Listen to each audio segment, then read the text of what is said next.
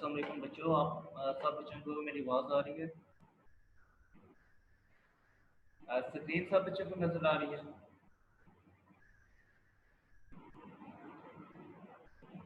वालेकुम अस्सलाम। अच्छा बच्चों, आपकी केमिस्ट्री की क्लास शुरू करने लगे हैं हम। तो नेक्स्ट क्लास शुरू करने से पहले क्यों ना आपसे जो लास्ट वीक में पढ़ा था उसके बारे में पूछ लिया जाए। तो जो लास्ट वीक पढ़ा था मैंने कहा था कि वो आप लोगों ने प्रैक्टिस करनी है। तो बच्चों, आप लोगों ने प्रैक्टिस की? सच सच बताना है मुझे। लास्ट वीक भी मैंने आपको बोला था कि आपने प्रैक्टिस करनी है लास्ट में, तो की है कि नहीं की? सच बताएं।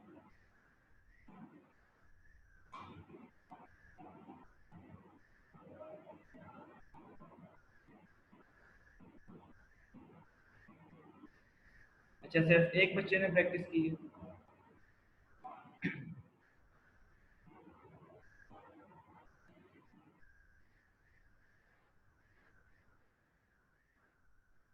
अच्छा, कितनी गलत बात है। आपको कहा भी गया था कि ये आपके ही फायदे के लिए। आप लोग क्यों नहीं सीरियस होके इन क्लासेस को ले रहे?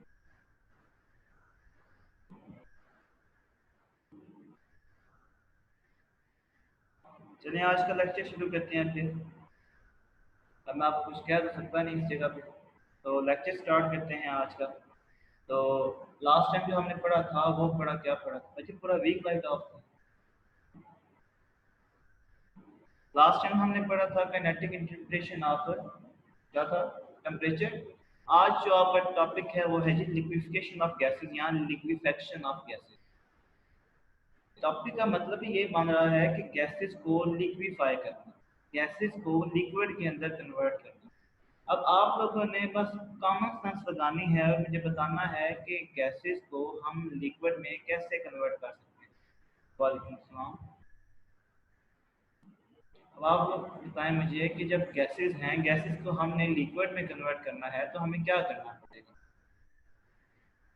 कूलिंग करके हम गैसेस को ठंडा कर सकते हैं। अच्छा, बॉयल करेंगे तो गैस, बॉयल का मतलब क्या होता है कि लिक्विड को गैस में कन्वर्ट करना, वो होती है बॉयल।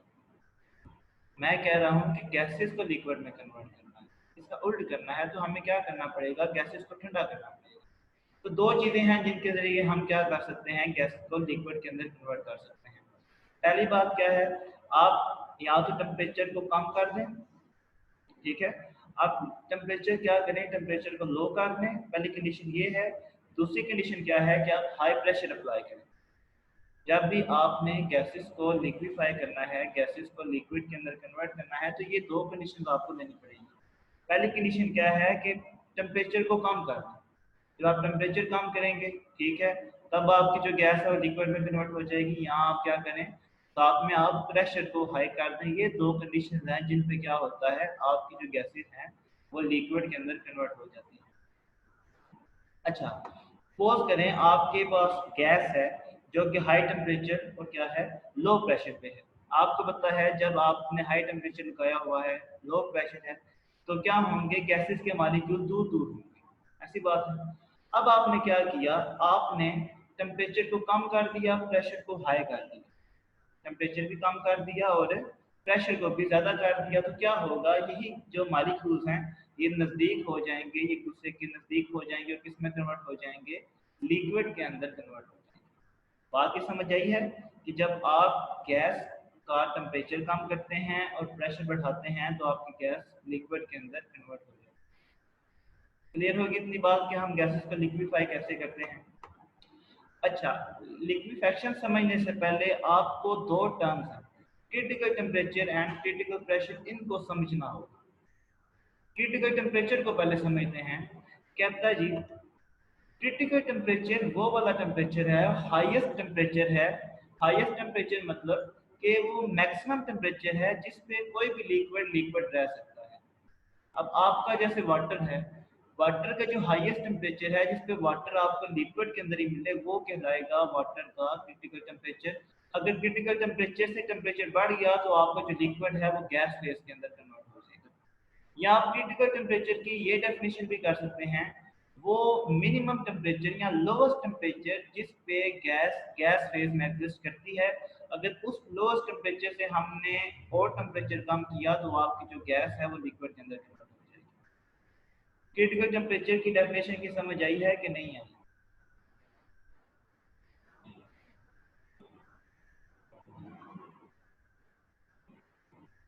कि वो वाला हाईएस्ट टेम्परेचर जिस पे जो लिक्विड है वो लिक्विड ही रहे, उसको क्या कहते हैं? उसको हम कहते हैं क्रिटिकल टेम्परेचर।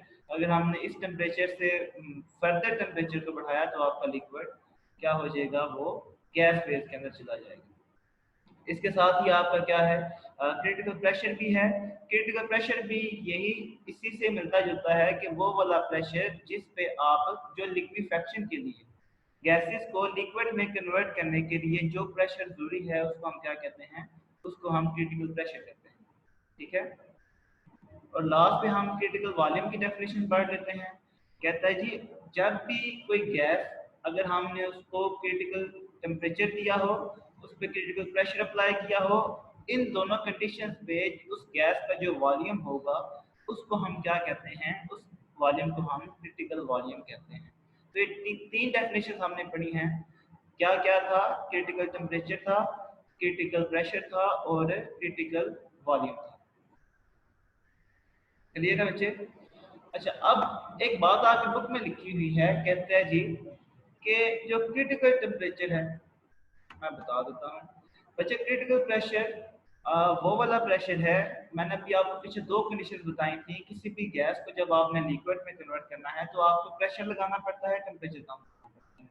यानी कि प्रेशर जो है ये भी एक कंडीशन है क्या करने के लिए? गैस को लिक्विड के अंदर कन्वर्ट करने।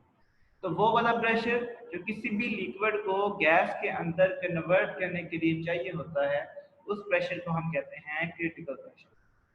ठीक हो गया? अच्छा, एक बात मैं आपको बता दूं कि क्रिटिकल टेम्परेचर, फॉर एग्जांपल कोई भी गैस है, जैसे अभी हम पढ़ते हैं, आपके पास एक गैस है कार्बन डाइऑक्साइड, जिसका जो क्रिटिकल टेम्परेचर है वो है 304 केल्विन या 31 डिग्री सेंटीग्रेड या 87.8 फ़ारेनहाइट। ये तीन क्या है? ये तीन कार्बन डाइऑक्साइड के, वो आपको उसने तीन डिफरेंट यूनिट्स के अंदर आपको क्रिटिकल टेम्परेचर दे दिया है।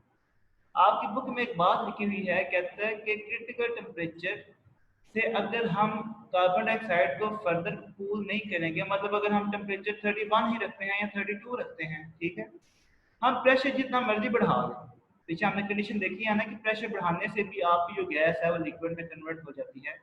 कहता है जी, अगर कार्बन डाइऑक्साइड का जो क्रिटिकल टेम्परेचर है वो 31 है, आप क्या करो? टेम्परेचर 31 या 32 दो, प्रेशर जितना मर्जी बढ़ा दो, 1000 एटीएम प्रेशर कर दो, लाख एटीएम प्रेशर कर दो, आप कार्बन डाइऑक्साइड को लिक्विड के अंदर कन्वर्ट नहीं कर पाओगे। आपका कार्बन डाइऑक्साइड का जो क्रिटिकल टेम्परेचर है, जब तक आप उस टेम्परेचर से उस गैस को ठंडा नहीं कर देते, आप उसका टेम्परेचर 30 या 29 नहीं कर देते, तब तक जितना मर्जी प्रेशर लगा लें आपकी कार्बन डाइऑक्साइड गैस लिक्विड में कन्वर्ट नहीं होगी। ठीक है?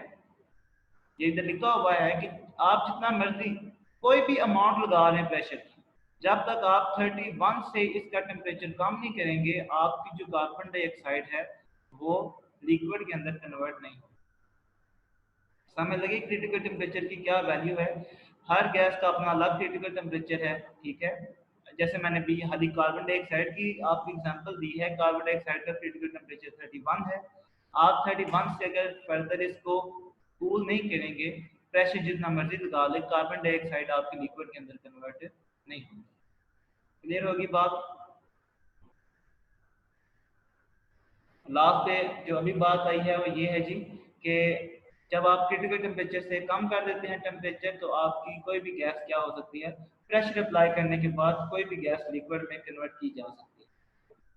बच्चे, क्रिटिकल वॉल्यूम मैंने यही बताया है कि जब गैस का वो वाला वॉल्यूम, जब आपने गैस को क्रिटिकल टेम्परेचर दिया हुआ है और उस पर क्रिटिकल प्रेशर अप्लाई किया हुआ है। कंडीशन मैंने आपको बता दें, क्रिटिकल टेम्परेचर की कंडीशन है और क्रिटिकल प्रेशर की कंडीशन है। आप जब ये दोनों चीजें अप्लाई की हुई हैं, तब गैस का जो वॉल्यूम होगा उसे हम क्रिटिकल वॉल्यूम कहते हैं। ठीक हो गया बच्चे? अब आगे चलते हैं। आपके मेथड अब आगे हैं। बच्चे, प्रेशर को कम नहीं करना, प्रेशर को बढ़ाना है। टेम्परेचर को कम करना है, प्रेशर को बढ़ाना है। ठीक है। अच्छा, जॉल थॉमसन इफेक्ट, इसका जिक्र मेरे ख्याल से पहले भी हो चुका है, तो मैंने आपको थोड़ा सा आइडिया दिया था जॉल थॉमसन। किसी बच्चे को याद है जॉल थॉमसन इफेक्ट क्या है?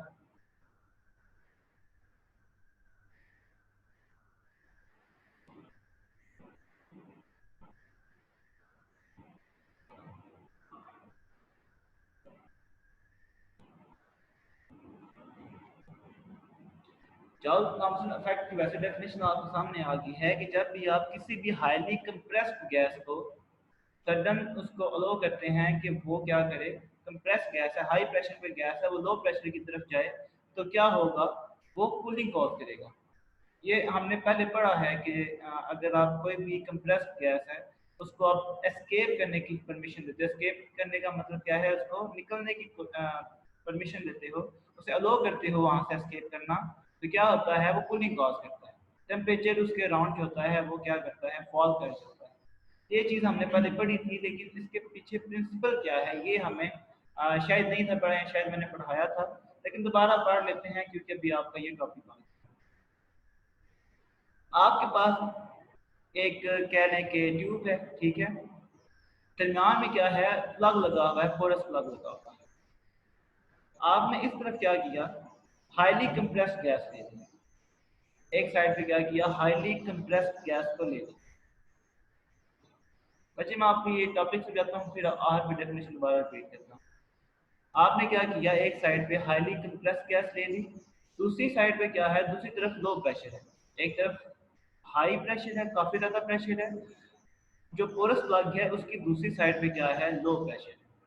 जब आप क्या करोगे, अब आपको पता है, मैंने आपको बताया था जब हमने प्रॉपर्टीज पढ़ी थी कि जब आपकी जो गैस मॉलिक्यूल्स होते हैं ये एक दूसरे से काफी ज्यादा डिस्टेंस पे होते हैं, तो इनमें कोई फोर्स ऑफ अट्रैक्शन नहीं होती। ये बात पढ़ी थी ना कि जब गैस के मॉलिक्यूल्स एक दूसरे से बहुत ज्यादा डिस्टेंस पे होने की वजह से इनमें कोई भी फोर्स ऑफ अट्रैक्शन नहीं होती। लेकिन अभी मैंने क्या किया हुआ है, गैस के मॉलिक्यूल्स को कंप्रेस किया हुआ है, हाईली ये कंप्रेस्ड मॉलिक्यूल्स। जब ये कंप्रेस्ड हैं तो एक दूसरे के बहुत ज्यादा नजदीक आए हुए हैं। ये आपको नजर आ रहा है, ये रेड वाले क्या है, रेड वाले मैंने एटम्स शो किए हुए हैं, ठीक है। ये एक दूसरे के बहुत ज्यादा क्या है, नजदीक आए हुए हैं। जब ये एक दूसरे के बहुत ज्यादा नजदीक आए हैं तो इनमें क्या हो गया है, इनमें फोर्स ऑफ अट्रैक्शन डिवेल्प हुई है।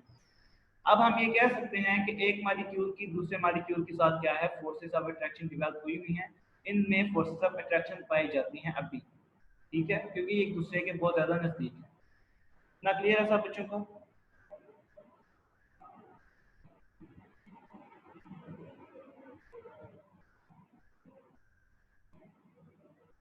अच्छा, अब आपने क्या किया, अब आपने अलो करना है कि आप ये जो मॉलिक्यूल्स हैं, ये जो लो प्रेशर है इसकी तरफ जा सके, ये एस्केप कर सके। यहाँ से मॉलिक्यूल क्या गया, वो उस तरफ चला गया, लेकिन जब ये मॉलिक्यूल इस जगह पे था तो इसने फोर्स ऑफ अट्रैक्शन डेवलप की हुई थी जो पीछे वाले तीन मॉलिक्यूल आपको नजर आ रहे हैं उनके साथ। अब जाहिर सी बात है, थ्रू होल, स्मॉल होल इसमें जाना है दूसरी साइड पे, तो एट टाइम खाली एक मॉलिक्यूल जा सकता है, खाली एक मॉलिक्यूल दूसरी साइड पे जा सकता है। अब इस मॉलिक्यूल ने जब दूसरी तरफ जाना है, तो जो पीछे वाले मॉलिक्यूल्स ने उसके साथ अट्रैक्टिव फोर्सेस डेवलप की हुई हैं, ऐसे समझ लें कि उसे पकड़ा हुआ है, इसने अपने आप को छुड़वाना भी तो है उनसे। तो जब ये फोर्स ऑफ अट्रैक्शन को ओवरकम करना चाहेगा, ये फोर्स ऑफ अट्रैक्शन को खत्म करना चाहेगा, तो इसे क्या करना पड़ेगा, इसे एनर्जी लगानी पड़ेगी, ठीक है। फॉर एग्जाम्पल आप एक रूम में सारे बच्चे बंद हैं, ठीक है, दरवाजा खुलता है, लेकिन दरवाजा इतना होता है कि एट अ टाइम सिर्फ एक बच्चा बाहर जा सकता है, और उस बच्चे को तीन मजीद बच्चों ने पकड़ा हुआ है। तो अगर एक बच्चा बाहर जाना चाहता है, उस कैद से आजाद होना चाहता है, तो जाहिर सी बात है उसे एनर्जी लगानी पड़ेगी उन तीनों से जान छुड़ाने के लिए, तब वो निकल सकेगा। इधर भी यही है, ये मॉलिक्यूल, इस मॉलिक्यूल को तीन मॉलिक्यूल्स ने फोर्स ऑफ अट्रैक्शन के जरिए पकड़ के रखा हुआ है।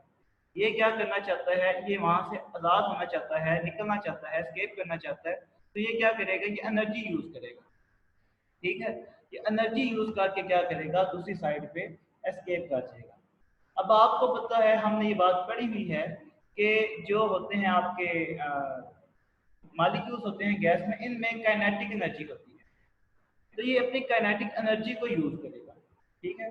जब ये अपनी काइनेटिक एनर्जी को यूज करेगा, तो जाहिर सी बात है काइनेटिक एनर्जी यूज जब होगी तो काइनेटिक एनर्जी मॉलिक्यूल्स की कम हो जाएगी, जब आप लोग एनर्जी यूज करेंगे तो जाहिर सी बात है एक दफा एनर्जी यूज होगी तो आपकी एनर्जी कम हो जाती है। इसी तरह जब मॉलिक्यूल्स की जो काइनेटिक एनर्जी है, मॉलिक्यूल्स अपनी काइनेटिक एनर्जी यूज करेंगे तो काइनेटिक एनर्जी क्या हो जाएगी, डिक्रीज कर जाएगी।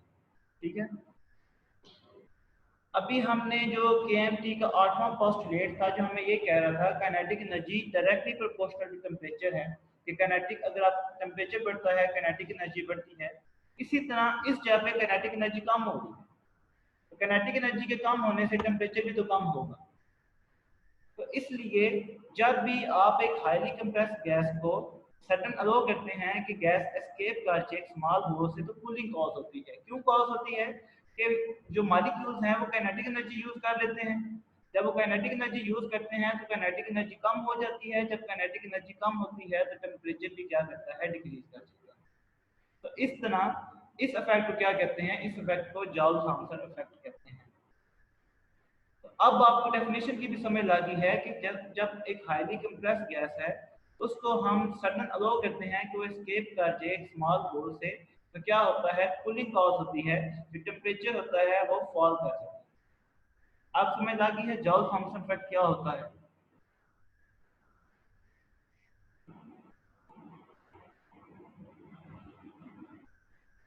बच्चों अगर समझ लगी है तो बता दें, वरना मैं रिपीट कर देता हूँ।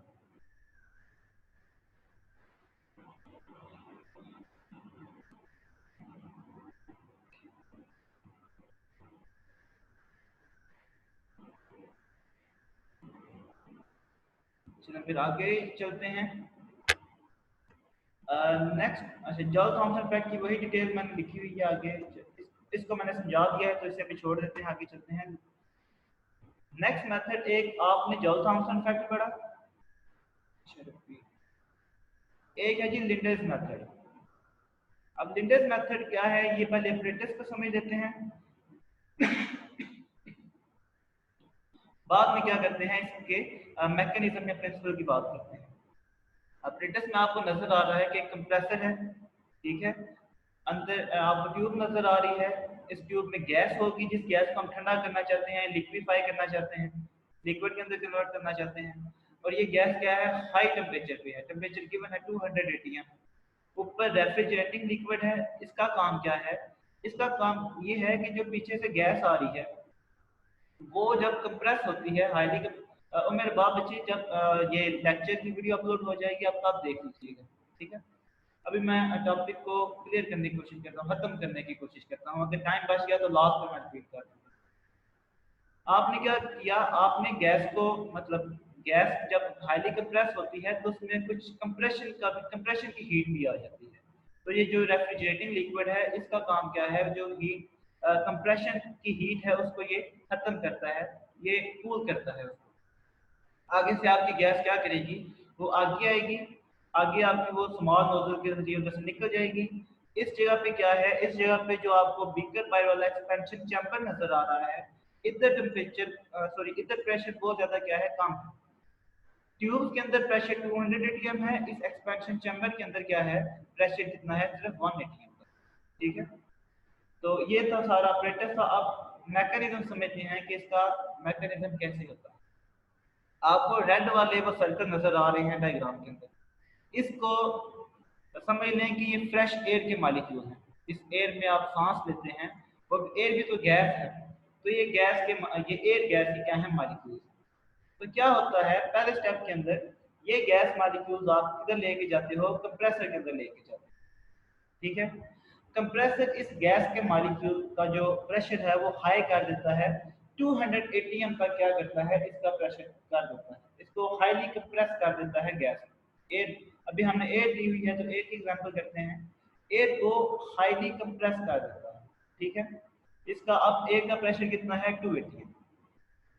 अब ये एयर आगे मूव करती है, ठीक है। अब ये एयर मूव करती किधर जाती है, जहाँ पे रेफ्रिजरेटिंग लिक्विड है। इस लिक्विड का काम क्या है, जो कंप्रेस करने की जो हीट है, हीट ऑफ कंप्रेशन है, इसको खत्म करना। तो ये रेफ्रिजरेटिंग लिक्विड है, ये हीट ऑफ कंप्रेशन को क्या करता है, खत्म करता है। क्लियर हो गया। इसके बाद आपकी जो गैस है वो आती है किधर, जो जिगजैग आपको ट्यूब नजर आ रही है इसके अंदर।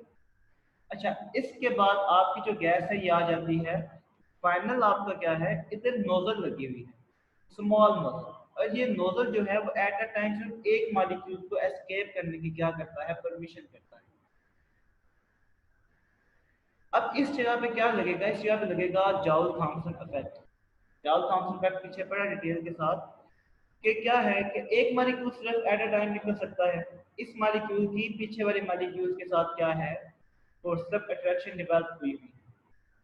जब एक मॉलिक्यूल सिर्फ निकल सकता है तो ये अपनी काइनेटिक एनर्जी को यूज करेगा, तब सिर्फ वहां से एस्केप करेगा, टेम्परेचर क्या करेगा, टेम्परेचर कम कर देगा, आपकी गैस ठंडी हो जाएगी।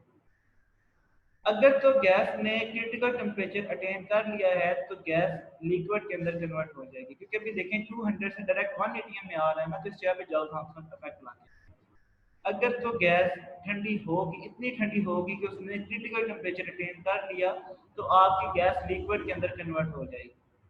अगर वो क्रिटिकल टेम्परेचर अटेन नहीं करती, फॉर एग्जांपल हम कार्बन डाइऑक्साइड की बात करते हैं, कार्बन डाइऑक्साइड का क्रिटिकल टेम्परेचर 31 है, अभी जब वो एक चक्कर कंप्लीट हुआ है तो कार्बन डाइऑक्साइड का टेम्परेचर 40 हुआ है, 60 से कम हुआ है लेकिन 40 हुआ है, क्रिटिकल टेम्परेचर अटेन नहीं हुआ, तो क्या होगा कि गैस दोबारा ऊपर की तरफ जाएगी, दोबारा कंप्रेसर में चली जाएगी, दोबारा से ये सारा प्रोसेस रिपीट होगा।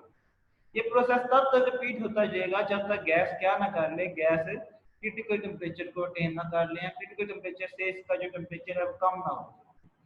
अच्छा, जब क्रिटिकल टेम्परेचर आ गया एक दफा तो क्या होगा कि यही गैस के मॉलिक्यूल लिक्विड की फॉर्म में, लिक्विड के ड्राफ्ट की फॉर्म में आस्ता आस्ता नीचे आते रहेंगे और आपको लिक्विड आपको सरफेस के ऊपर मिल जाएगा।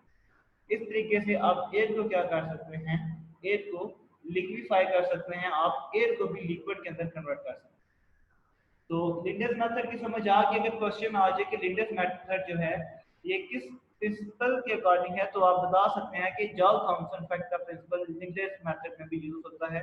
बस इसमें क्या है, लिंडस ने एक अपरेटस दे दिया है कि आप कैसे किसी भी गैस को लिक्विड के अंदर कन्वर्ट कर सकते हैं। क्लियर होगी बात बच्चे? अगर इस टॉपिक की समझ आ गई है तब हम आगे की तरफ मूव करेंगे।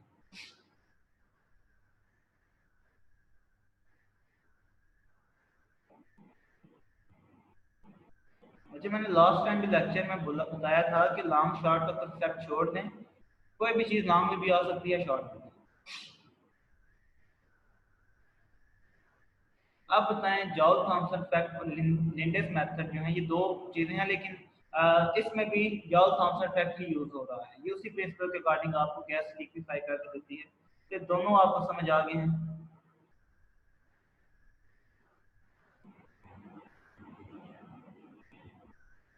अच्छा, लास्ट स्लाइड कौन सी है मुझे नहीं पता।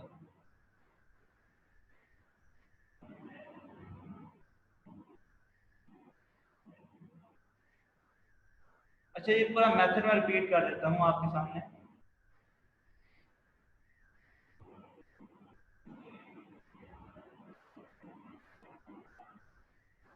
तमाम बच्चे ये वाली स्लाइड।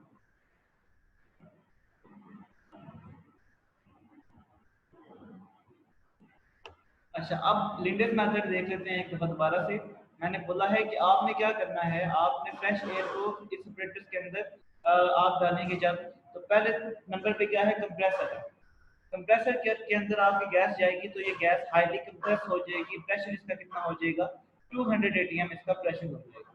ठीक है, इसके बाद ये गैस आगे ट्रेवल करती जाएगी और जहाँ पे रेफ्रिजरेटिंग लिक्विड है वहां पे जाएगी और अपना जो हीट ऑफ कंप्रेशन है उसको खत्म कर देगी। ठीक है, हीट ऑफ कंप्रेशन खत्म होने के बाद ये क्या, जो जिगजैग आपको नजर आ रही है ट्यूब के अंदर आ जाएगी। इसके बाद आपकी गैस आएगी नोजल के पास। नोजल जो है सिर्फ एट अ टाइम एक मॉलिक्यूल को एस्केप करने की परमिशन देगी। ठीक है, जब यहाँ पे सिर्फ एक मॉलिक्यूल जाएगा तो यहाँ पे इफेक्ट लगेगा Joule Thomson effect. Joule Thomson effect जब लगता है तो टेम्परेचर आपको पता है डिक्रीज कर जाता है, फॉल कर जाता है, कूलिंग कॉज होती है, तो गैस का टेम्परेचर हो जाएगा कम। अगर तो गैस ने अपना क्रिटिकल टेम्परेचर अटेन कर लिया है तो गैस आपकी लिक्विड के अंदर कन्वर्ट हो जाएगी, वरना यही गैस दोबारा से पूरा चक्कर दोबारा लगाएगी और तब तक ये प्रोसेस रिपीट होता रहेगा जब तक आपकी पूरी गैस लिक्विड के अंदर कन्वर्ट नहीं हो जाती, और एक टाइम आएगा कि आपको लिक्विड के ड्रॉप नीचे गिरते हुए नजर। तो ये था आपका लिंडस मेथड। तो समझ आ गई है आप बच्चों के सारे मेथड?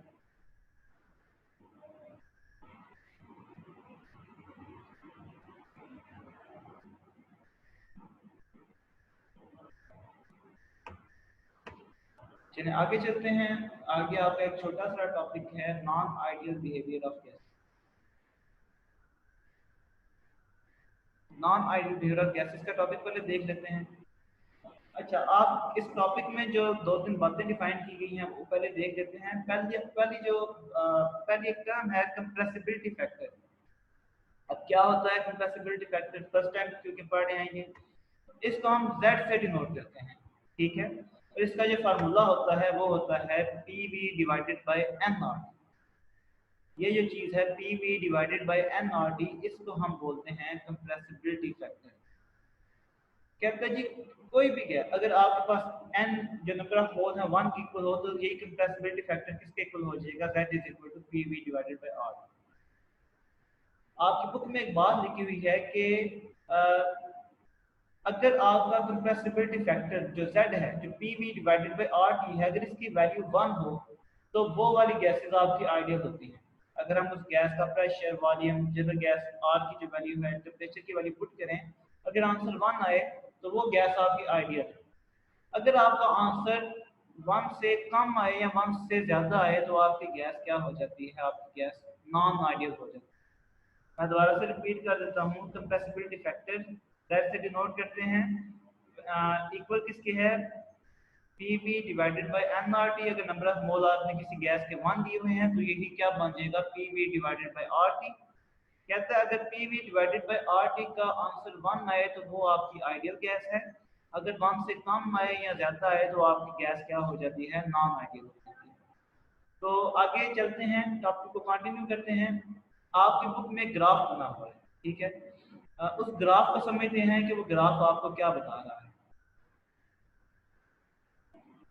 आपने एक्स एक्सिस पे क्या ले लिया, ये ग्राफ आपने 0 डिग्री सेंटीग्रेड पे लिया हुआ है। टेम्परेचर भी क्या है, 0 डिग्री सेंटीग्रेड।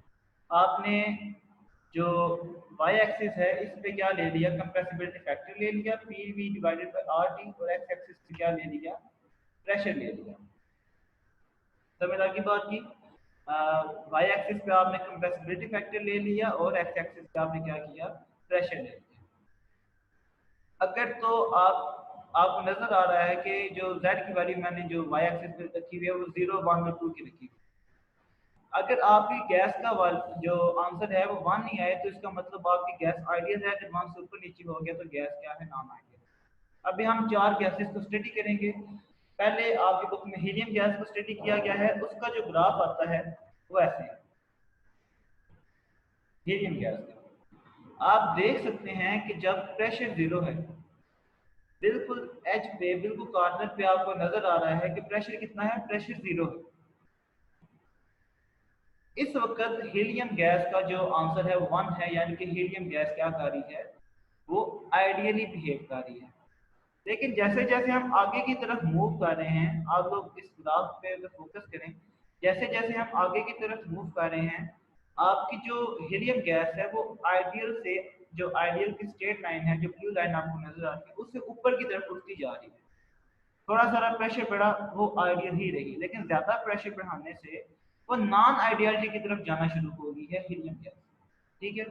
इसी तरह आप हाइड्रोजन गैस को भी स्टडी करते हैं। हाइड्रोजन गैस का भी सेम ऐसा ही ग्राफ है कि शुरू में जब प्रेशर बिल्कुल 0 था तो वो हाइड्रोजन गैस भी आइडियली बिहेव कर रही थी, ठीक है।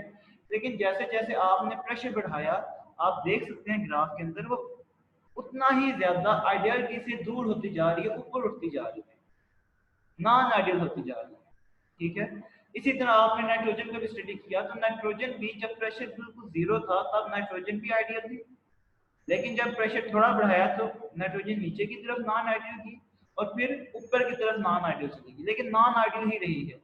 0 प्रेशर पे आइडियल थी, बाकी प्रेशर बढ़ाने से नाइट्रोजन क्या रही है, नाइट्रोजन नॉन आइडियल ही रही है।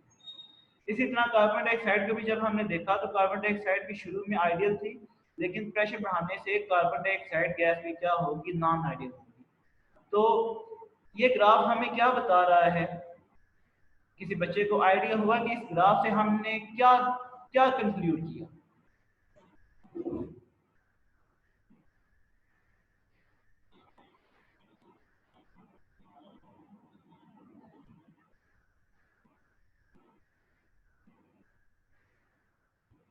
मुझे आपने बताना है कि आपने कंक्लूड क्या किया है, इस ग्राफ से हमें समझ क्या आई है।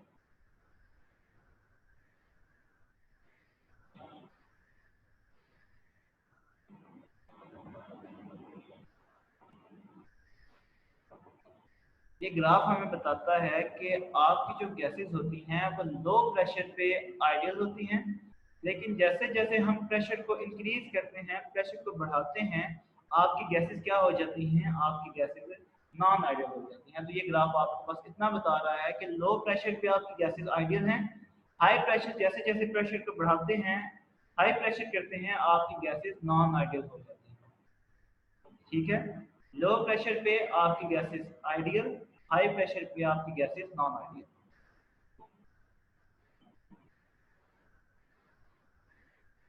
जी बच्चे सारा याद करना है, सारा कुछ इंपॉर्टेंट किया, जो भी मैं आपको बता रहा हूँ ये इंपॉर्टेंट ही है।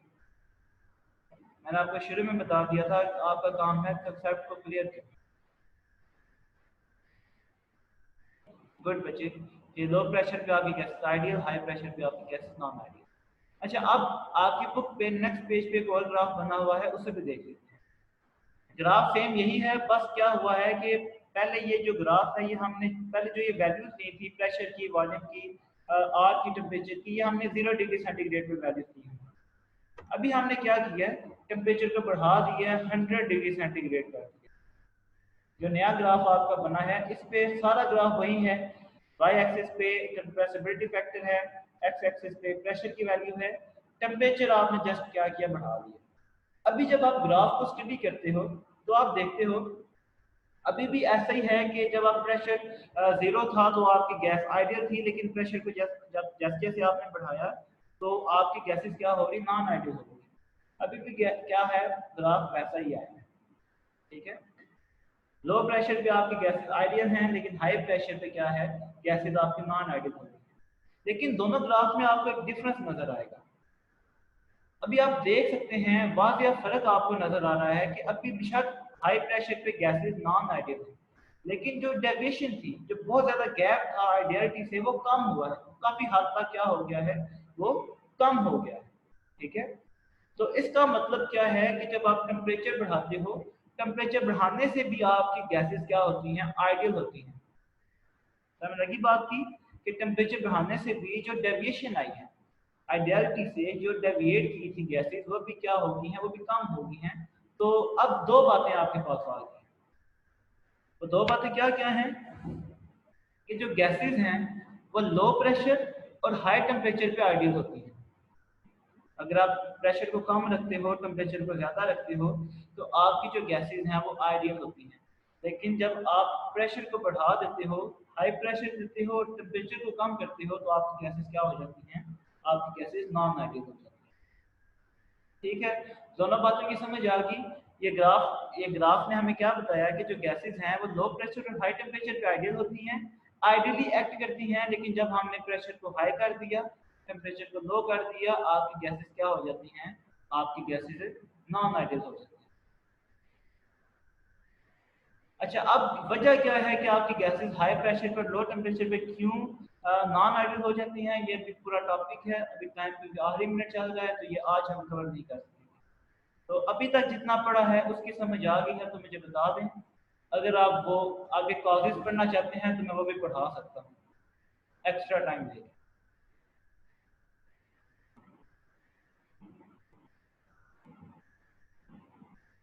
कोई क्वेश्चन है तो पूछ लें।